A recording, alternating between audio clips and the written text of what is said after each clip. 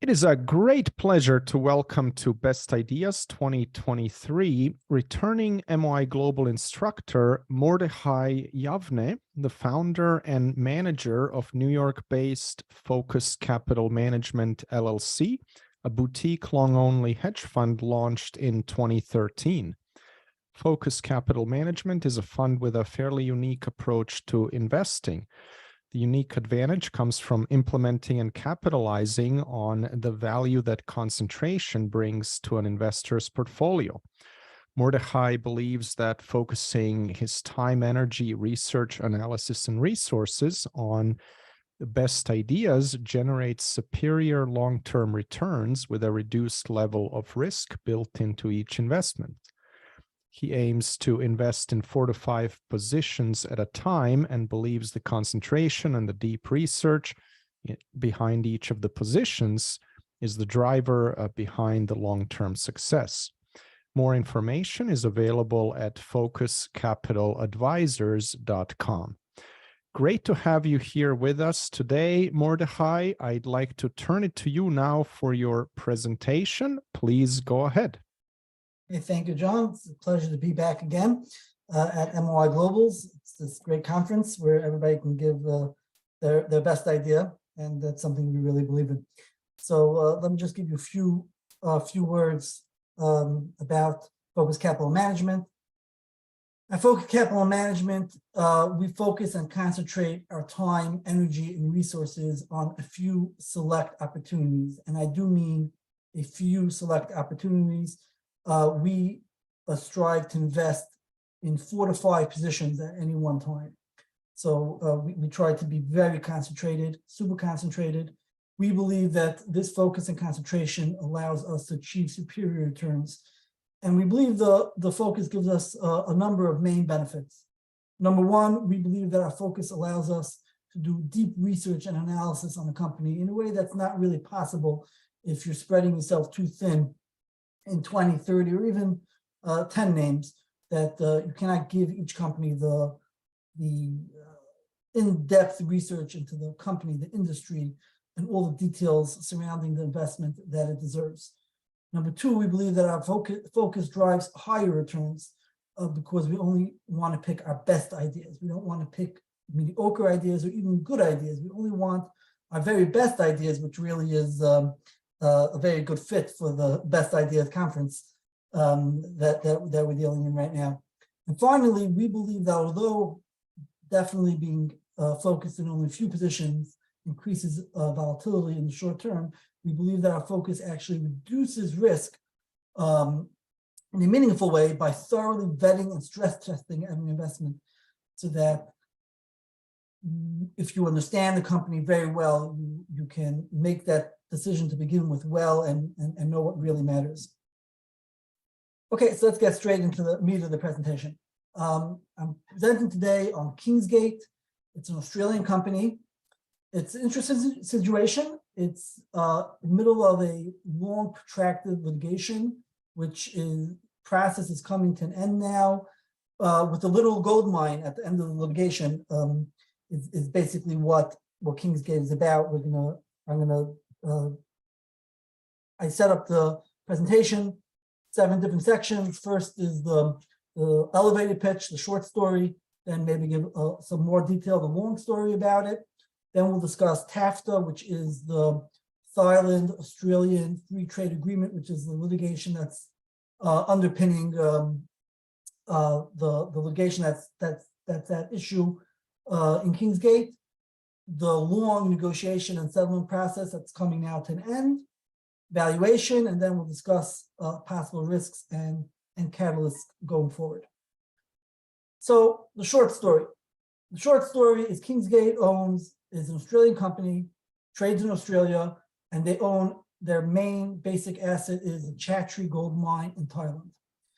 Thailand underwent a military coup in 2014. The government started making trouble for Kingsgate, and eventually led in 2016 the new military government arbitrarily and illegally closed down the Chatri gold mine. which gave an obvious cause for action under the free trade agreement between Australia and Thailand. That is the TAFTA arbitration, which by any observer and by any metric, it's a basic open and shut case. We'll discuss that in more detail later. The process took a while, as these things tend to take. It's a protracted process. The process is now reaching its end game, and the government is eager to settle instead of paying what the tribunal award, the hefty tribunal award that would be expected. The mine is now set to come back online in stages, and by the end of this year, mid of next year, it should be back to full capacity. And the bottom line is we have a highly profitable mine that is now trading at a very cheap valuation due to the situation, but it's coming back online. And we still have, of course, even if there's some hiccup in the negotiations, we have the TAFTA award as a backstop, as well as a leverage for further concessions in Thailand. That's a short story. Let's go into some more detail. So the story starts in 2001. The Chatri mine was commissioned, and it was a very profitable mine over the years. May 2014, Thailand experienced a military coup, and the new government started making trouble for Chatri. They closed down the mine for a little bit.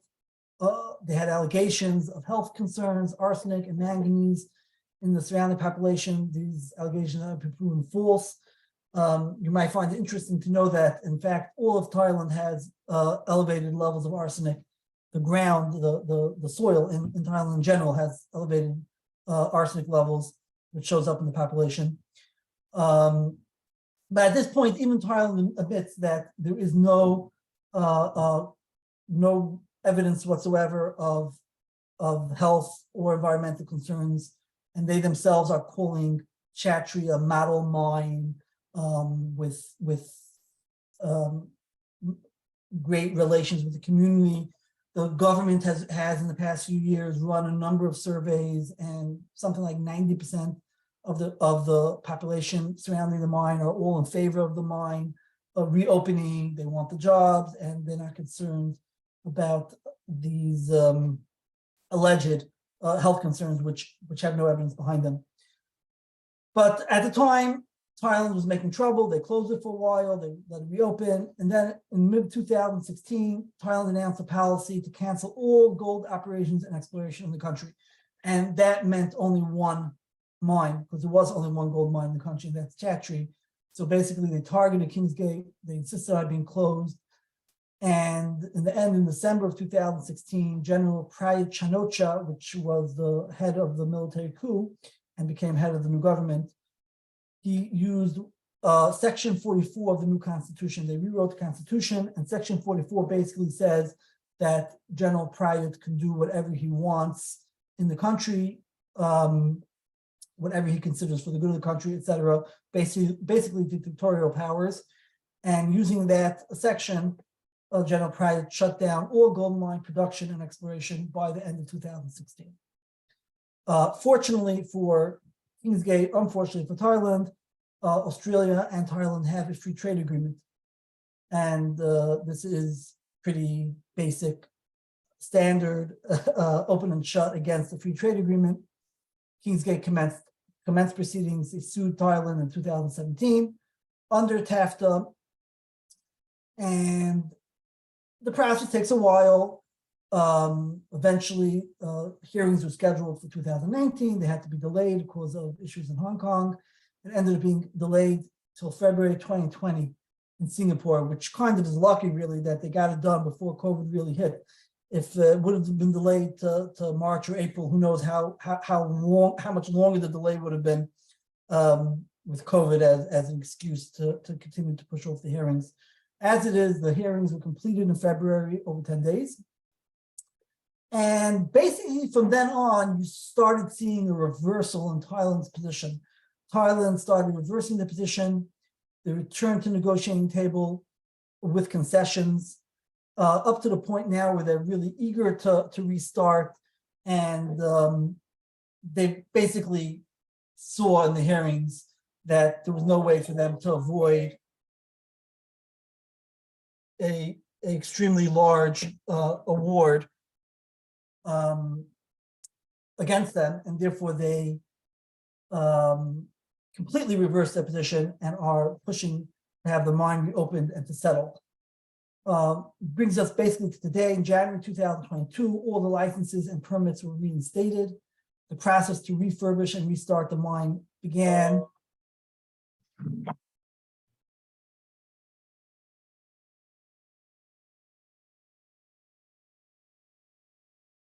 The process to refurbish and restart the mine began, and that's taking a while. But basically now, in January 2023, the mine refurbishment stage 1 is basically complete. The commissioning of the mine is imminent, either by the end of this month or the beginning of next month, and then there'll be stage 2 of the refurbishment until we bring the mine back to full capacity by the end of 2023, the middle of 2024, and the mine is back on track with additional concessions from Thailand. That's the story over the years, spanning from 2016 when it was closed down till today. The company expects the mine to be back fully in September, followed by a few months of ramp up. It's hard to be totally sure about the precise timeline, so that's why I wrote down mid-2024. That adds in cushion for our expectations. TAFTA. TAFTA is the Thailand-Australia Free Trade Agreement, which is the underlying litigation. TAFTA is a pretty standard free trade agreement. It has standard clauses as you find in most free trade agreements. And off the top, it calls for fair and equitable treatment. The most important part of the TAFTA agreement, which is relevant to the situation, is the rules about expropriations, which includes indirect expropriations.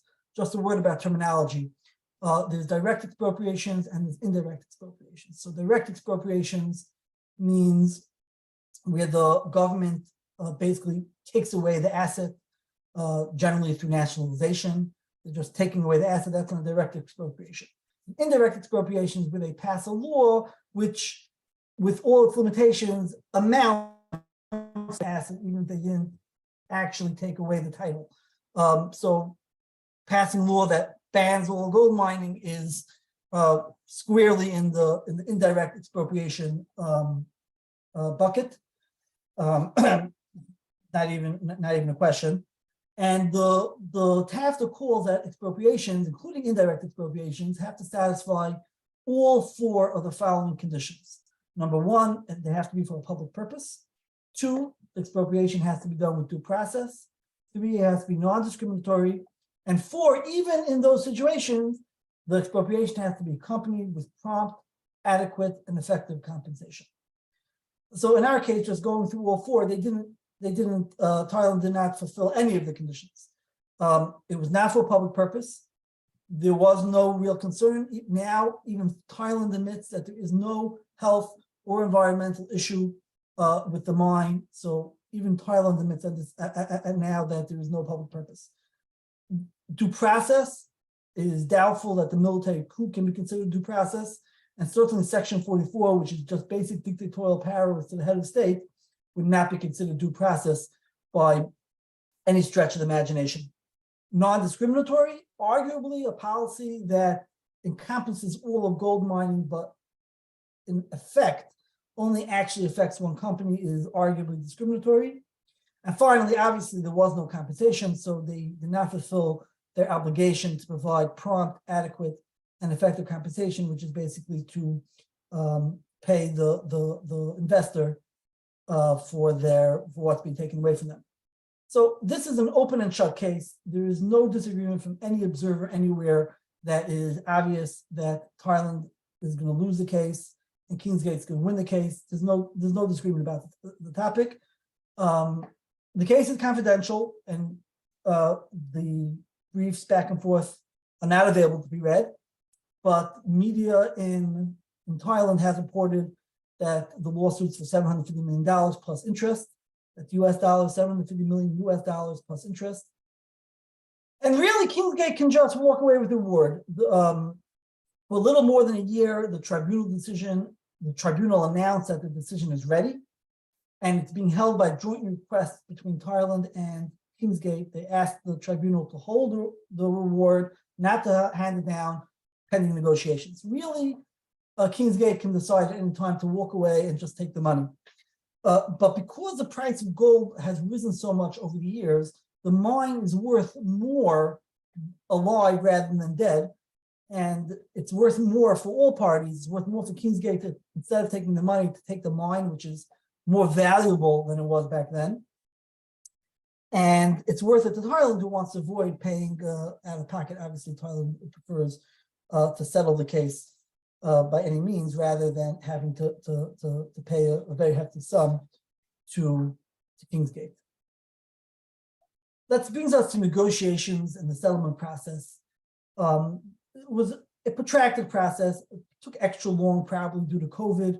COVID made everything take longer, especially as you well know, Australia for a very long time was totally locked down, and it wasn't really possible. Travel was restricted, etc. So it made it very difficult for international negotiations to take place and to really push the process forward. The first sign of movement from Thailand's side was in September 2020. Thailand, 4 years after the mine was closed, Thailand finally allowed Kingsgate to process and sell the leftover gold sludge that was left from cleaning the tanks and the machinery in 2017, after the mine was shut down at the end of 2016. So they cleaned the machinery. So the gold sludge that was caked on the machinery that has in it gold and silver to be sold, Thailand finally allowed Kingsgate to process and sell that sludge. So that was the first sign of good faith movement in the beginning of Thailand starting to reverse its position and be amenable to allow Kingsgate to begin restarting. Then shortly thereafter, they approved exploration 44 special prospecting license for Kingsgate exploration, totaling 150,000 acres. That's an increase of over 130 times the amount of exploration area they were allowed to have till now. These were exploration licenses that Kingsgate had requested back from 2011, and they had been delayed for no real reason, even while the mine was operating, certainly after the mine was closed. And now Thailand, as another gesture of good faith, approved all that exploration. In September 2021, the tribunal was finally ready. About a year and a half after the hearings, they were ready to issue the decision, which really started to push negotiations more into overdrive. Both sides requested the tribunal to push off the decision until the end of October to allow for negotiations. You might be forgiven to assume that would mean that by the end of October, negotiations would be finished. But truthfully, they've delayed the decision hand down numerous times since, each time pushing it off for further as negotiations continued. But we started seeing a new life of mine plan, incorporating the higher gold prices. Gold prices back in 2016, when the mine was operating, were only $1,200 an ounce, and they started incorporating higher gold prices, $1,700 an ounce. By now, gold is above $1,900 an ounce. So that makes a much more profitable mine, higher reserves. You can expand the pits and make more profitable. The mine was profitable back in 2016 at $1,200 an ounce. It's far more profitable now at $1,900 an ounce. And we start seeing the firm shape of a plan to restart the mine. October 2021, the Kingsgate announced a plan to restart Chattree in a staged manner. Start with raising financing to refurbish Plant 2. That was the second newer plant of the plant has two processing plants, Plant 1 and Plant 2. Plant 2 is the newer one and has the capability of doing slightly larger, slightly more than half of the total plant's capabilities. Comes from Plant 2. They're going to start with Plant 2 and stockpile, use that, the revenue created from that, to refurbish Plant 1 and restart the mining. They began exploration, and as we see, they already started seeing pretty quickly positive exploration results. In January, they were already announcing that they had potential priority areas, including some areas which could act as feed for the Chattree mine, which is, of course, important to extend the Chattree operating plant as long as possible. In October 2021, Kingsgate announced that they expect to receive approval for the quartz lease. So they had a mining lease already in 2016, which they need renewal of, but they were looking for many years, also from 2011, they were looking to get a lease for a section that was right next to their mine, which would be an extension of the present mine pit A. They wanted to extend it to the quartz lease. And that was very important to optimize the mine and make it far more profitable, increase revenues and lower costs by incorporating the higher grade quartz area into the mine. And in October, they were announcing that they expect to receive that. In January, all the mining licenses were reinstated, including the new approval for the quartz lease that they've been waiting for since 2011. The metallurgical processing licenses were reinstated, and the restart of the mine started being planned, CapEx study being finalized, reserves upgrade, recruitment agency to start hiring staff up again. In March 2022 to May 22, they worked on the financing. They ended up with a $15 million bridge facility from Taurus. It's a 9% interest due in 12 months or when refinanced, and it included a $2.5 million option grant to Taurus. I would like to point out that from 2016, when all operations were shut down at Chattree till now in 2023, the company managed to avoid all dilution. There's actually fewer shares outstanding now than there was at the end of 2016, which is really a Herculean effort by management. The management has been very shareholder friendly and pushed very hard for the best results for shareholders. No dilution. And they received this funding. There was a lot of concern that maybe the funding would end up costing them much more, and they would have to give away a good chunk of the company to get the financing. In the end, they only had to give 2.5 million options out of a total of 221 million shares of the company. So they're giving they have to give away very little to receive the financing. And they revealed their plan. Their plan was 4 to 6 months from when they start refurbishment until the mine is able to restart. They've been on target. They started the refurbishment mid-July and it's ending now mid-January, just about 6 months. And they explained their plan to use the stockpile and the beginning quartz lease to refund, to finance and fund the plant one refurbishment. They hired an engineering firm. They hired they ordered the long lead items that needed to get done. They need to be ordered months in advance to get the mine restarted.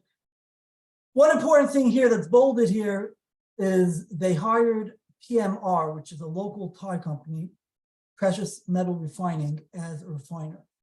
And this is important both from Thailand's point of view and Kingsgate. Thailand wanted that they should hire a local Thai company as a refiner. Even so, they received attractive terms, and they probably actually save money because they save on the transportation costs of having to ship it elsewhere for refining. So in the end, they actually save money overall by using PMR as a refiner. This also helps Kingsgate politically. It helps them to align local Thai interests with Kingsgate instead of just being an outside, Australian company that's coming here and mining in Thailand. Yes, they're providing jobs for the local community. 90% of the staff in the mine and in the processing plant are Thailand staff, but it's helpful to integrate themselves as much as possible into the Thai economy to stave off government pressure to try to shut them down in the future. In fact, there's also talk Kingsgate wants eventually to be able to offer a local IPO in Thailand to allow local investors to invest in the plant, in the mine and the plant, again, to have closer ties to Thailand and align local interests with Kingsgate. They released their reserves because the gold price went up from $1,200 to $1,700 an ounce. They increased their reserves by 46%. Supports a mine life 8 to 10 years. Truthfully, there's much potential to increase further, even at that 1,700 price point. Kingsgate expects to increase reserves further by another 50%, another 600,000 ounces. They expect to be able to convert resources into reserves. And that's besides further promising exploration areas that are being prioritized for further drilling as we speak. And all this at $1,700 gold ounce. I would point out that now the price of gold is actually above $1,900 an ounce. The refurbishment started in July. They drew down the rest of the $15 million of financing. They have their engineers hired to the CR3 running the refurbishment. Como Engineers is project manager. AMC is revising the life of mine plan.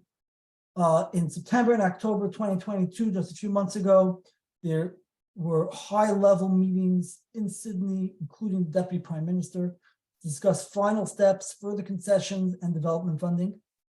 And November 2022, there's a presentation from the company that you can look at. It has a lot of details. I highly recommend to read it. They reported at that time that the refurbishment was 85% complete at under budget, $14 million. And they were targeting the commissioning for January 2023, which also seems to be on target as we speak now, mid-January. They expect to start to finish the ramp up of plant 2 by March or April 2023 using the stockpile, and then they expect to start refurbishing the plant 1 probably around April 2023 at a cost of 15 to 20 million. It's a older plant, so the refurbishment will cost a little bit more than plant 2, and they expect to commission that in September 2023 as well as to restart actual mining in September 23. Till then, they're going to be using the stockpile. They also underlined in their presentation that they have the opportunity to be eligible for Thai Board of Investment incentives to waive taxes for 8 years. So this is very important. If they get this tax waiver, and we expect them to get this as part of the ultimate settlement, to get this tax waiver for 8 years, that also will contribute to making the mine even more profitable. So the mine was profitable in 2016. It's going to be more profitable at a much higher gold price. That's more than 50% higher than it was in 2016. And then if they get the corporate income tax waiver to waive the 20% taxes due Thailand, that will make it even more profitable for Kingsgate and Kingsgate shareholders. It's interesting. In November, Thailand announced a new set of possible Board of Investment incentives, and some of the new incentives announced almost read as if, I don't know this as a fact, this is some speculation, but they almost read as if they were crafted for Kingsgate. They have a set of incentives above and beyond the possible waiver of tax for 8 years. If you've been in Thailand for 15 years, which is precisely the amount of time that Kingsgate has been operating in Thailand, 2001 to 2016. If you've been in Thailand for 15 years and you've had 3 projects that were awarded Board of Investment incentives, so they had the 2001 Plant 1 project, 2011 Plant 2 project, and now the present project, which is going to be eligible for incentives. And you've invested $265 million US, which is approximately a little bit less than the amount they invested in the first 2 plants. And the new project that you do now is a $15 million or more project, which is the case again here. Then you could be eligible for further incentives. Besides the 8-year tax waiver, you can get another 3-year tax waiver on top of that. It almost reads as if having been crafted for Kingsgate as part of the negotiation process, and I wouldn't be surprised if it was. In the November presentation, they revealed that they expect a target annual rate to be approximately 110,000 ounces of gold, 420,000 ounces of silver. That's probably on the conservative side. Before the mine was closed, they regularly processed and produced 125,000, 135,000 ounces of gold a year. But this is what they're projecting for in their presentation to do that rate over a 9-year process. But again, They expect to convert another 600,000 ounces to reserves, extend the life of mine to 2038, and there's more exploration that's already been showing positive signs and probably extend even further. Thailand is very well known to be endowed with gold, and they're basically the only company in the whole area, the whole gold belt in Thailand. They're getting all the exploration licenses. Brings us to today, January 2023. The mine refurbishment is basically complete. It's awaiting final inspection, delivery of regents. First gold pour is expected as early as January or February. And we don't yet have a signed settlement, but the mine restart is happening without the signed settlement. And we still have TAFTA in the background until we have the full contours of all the concessions have been agreed upon and signed. So this brings us to the end game. The mine is back on, bigger and better than ever before. We have the long-awaited quartz lease, which optimizes the mining pit, which we should expect to increase revenue and lower costs. We have the long-awaited exploration areas, some of which are already showing promise to extend the life and revenue of the mine even further. There's a possibility of relief on royalties. We don't yet have a final signed settlement. Kingsgate has said over time that they would like to see relief on royalties as part of the final settlement. Royalties in Thailand are very high by world standards. The gold royalties in Thailand are on a sliding scale. The highest marginal rate is about 20%, which is what we're seeing at today's prices.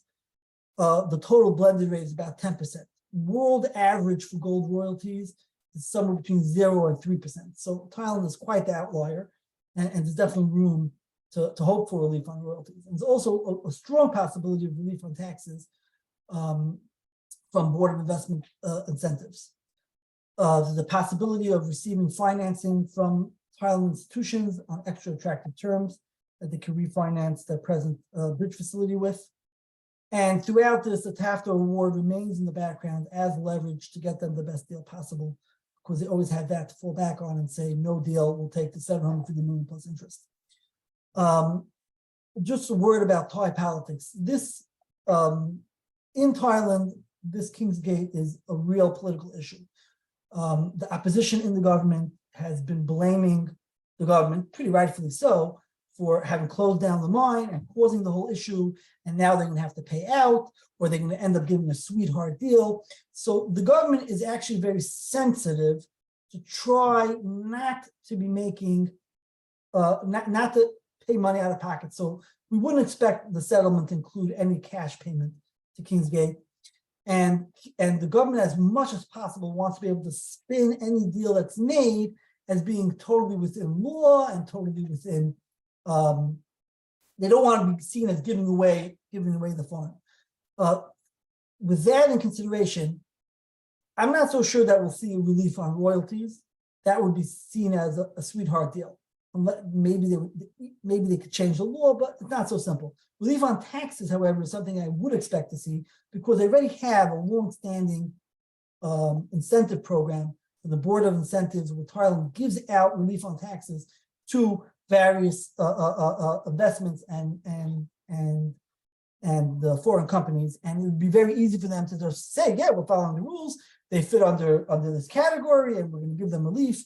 8 years free of taxes, maybe 11 years because of their being a long-time investor. And I would very much expect a final settlement to include relief on taxes. A little less likely to see relief on royalties, although that is something that we could hope for, and that would be significant. What's the valuation? So the present share price, $1.81 in Australian dollars, it comes out to $1.26 in US dollars. We're just going to use US dollars in all our analysis here, because the price of gold is in US dollars, and that's pretty much the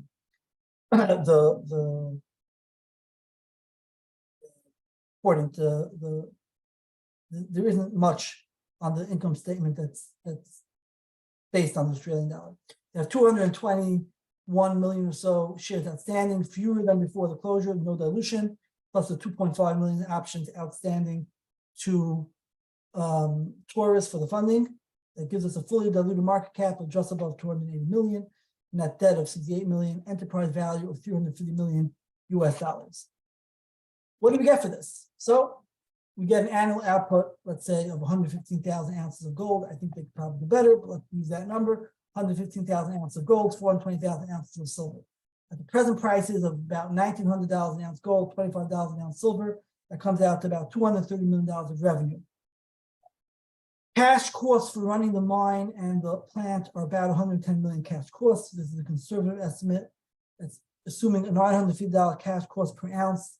Before they closed the mine, the cash cost was consistently under $800, $700 an ounce. This also fits their estimates of what that they put out in their presentations and their mining reports. They'd be paying $5 million interest for the Torres Bridge facility and also to repay some insurance prepayments that they received from political risk insurance for the closure of the mine. They can pay that back with a settlement. So they're going to be paying $5 million interest on that.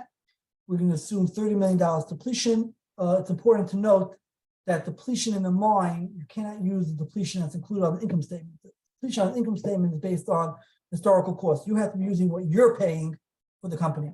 If you're paying more than historical costs, you have to deplete more. If you're paying less than historical costs, you have to deplete less. Right now on the balance statement, the mine was written down to zero. So depletion would be zero unless they write it back up.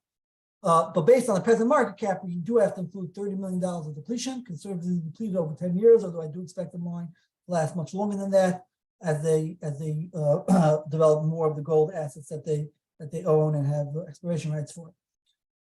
If we assume no further concessions on royalties or taxes, the worst case scenario, I do expect to see further concessions, but if we assume the worst case scenario, no further concessions, so they'd be paying about $35 million to royalties and incomes, it comes out to a $50 million net income of about $80 million cash flow, all on a market cap of just $280 million. So they'd be making back that cash flow, we'd be making back the market cap in 3 to 4 years.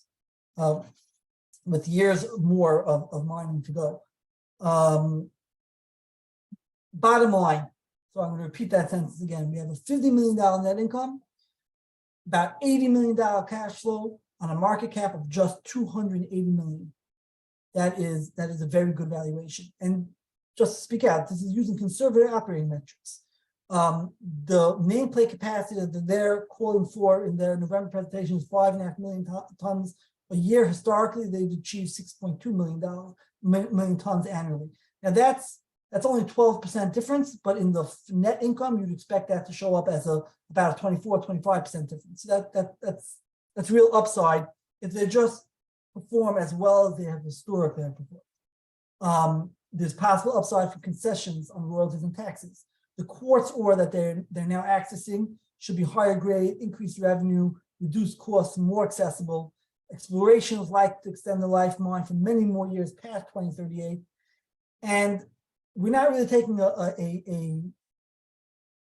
thesis on what the price of gold is going to be. Price of gold now is $1,900 an ounce, a little bit more. Even if gold were to drop to $1,300 an ounce, which is a drop of a third, the Chattree mine, Kingsgate, would still be likely to generate $50 million annually of cash flow. Again, on a market cap of just $280 million. That's if gold would drop so much, which we don't really expect it to be, but we don't expect that to be in today's inflationary environment. If anything, there should be pressure to push gold further up, not further down. We want to have some comparisons just to sanity check our valuation. Past Kingsgate, in years past, with gold prices at similar levels to now in 2011 to 2012, Kingsgate traded as high as a 1.3 billion market cap, which is about 4.5 times the present price. And if you take their enterprise value divided by the resources, you get to $103 an ounce. You divide by the reserves, whether you use the 1.3 million that they're presently or the about 1.9 million that they expect to very quickly upgrade the resources to reserves, you're looking at a valuation between $185 and $207 an ounce. You will not find such low valuations in a ready developed producing property. That's just not the valuation you find in the gold sector. Let's take a minute to talk about risks and then catalysts. So what risks do we see? There's possible disruptions to the settlement process. We don't think it's likely. Thailand is motivated to settle rather than pay. And we have TAFTA as both leverage to bring them to finally settle. And it's a backstop. If the settlement talks fail, we could walk away, take a ball, go home, and just take the $750 million plus interest award, and we'll still come out way ahead from the present market cap of $280 million. Another possibility is regime change. Once there's another military coup or some other elections change. They've been having elections. They're having elections again, I believe, next year. But it's the same as above. Even if there's a regime change, Thailand will still be motivated to settle. In fact, if the opposition wins new elections, more likely to settle and just blame the previous government for any poor settlement, say it was their fault for closing down the mine to begin with. Another risk, of course, is dropping gold prices. We already spoke about that. It'd have to drop quite a large amount to start hurting the thesis. Even if it would drop a third, we'd still believe we would come out ahead. And the final issue is, of course, the Thailand discount. It is somewhat of an iffy country to invest in. We do expect some sort of discount by being headquartered in Thailand, but we still believe that the discount we're seeing now is far beyond what we expect just from being in Thailand. Catalysts. So the main catalyst that we see is right now we're dealing with what most market observers see as an obscure litigation play. Over 2023 into 2024, it's going to turn from being obscure litigation play. It's going to segue into a regular producing gold mine, and we expect it to start being valued like a producing gold mine rather than some obscure litigation play that many institutional investors just won't touch because, what is it? It's not an explorer, it's not a producer, it's like some in between. Many funds won't look at it. We expect it to be lots of news flow throughout 2023, starting with the commissioning of the mine, the first gold pour, cash flow, gap positive, further news around financing, especially if they get a sweetheart deal from Thailand funding sources with low interest rates to refinance their present funding. We expect to hear news on possible concessions on royalty and taxes, a signed official settlement, and finally, the last possible good piece of news is they have a potential silver mine in Chile, which are looking to sell the Nueva Esperanza asset. They actually had a sale set up with a Canadian company who ended up not being able to get together financing. They defaulted on their down payment. They're looking to settle again. They have interest. They might be able to see as much as $50 million for that asset. That would also be a potential piece of good news that would bring Kingsgate to the attention of the market, possibly. So that wraps up basic. I see what we have here is a highly profitable mine that's at a very cheap valuation by any metric of gold mine. It's turning from a litigation play to a producing gold mine, and we expect it to be valued on that basis. So turn over to you for John for any questions. Great. Thank you so much, Mordechai. Could you talk a little bit about this from a risk-reward standpoint and how that works within the context of a focused portfolio? In other words, how comfortable are you allocating a fairly sizable percentage of the portfolio to this idea? Right. So for, as we spoke, we run a super concentrated portfolio. So we have 4 to 5 assets, and Kingsgate is about approximately a 20% position for us. So one could look at it and say, wow, that's a very risky sort of situation to be in, but we don't really see that as so risky. We see it as win-win-win, pretty much whatever's happening. It seems very clear. I mean, the settlement is in very final stages. The mine is restarting. The government has given its blessing for restarting. If you read all the media and the government statements and government spokespeople have all been tripping on themselves to say how great Kingsgate is and how wonderful it is for it to restart and the jobs it's bringing to the economy, et cetera, et cetera, et cetera, and the money it's bringing to the Thai economy. This isn't really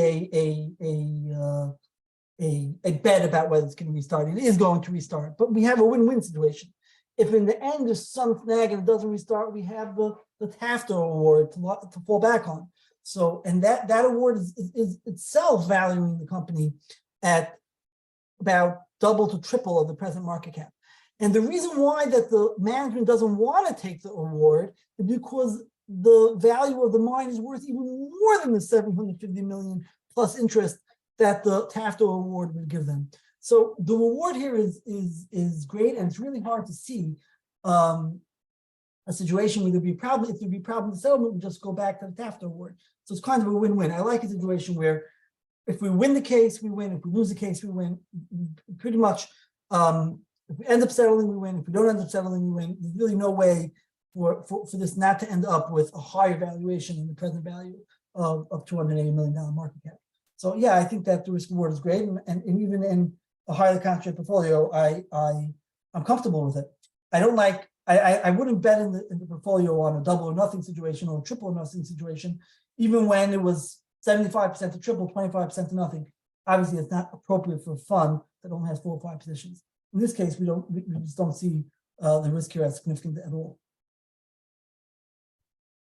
Given the catalysts you lay out, how long do you expect to hold this position?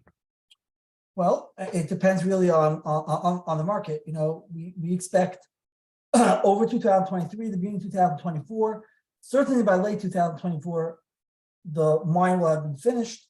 It will be under full capacity. Mining will have been restarted.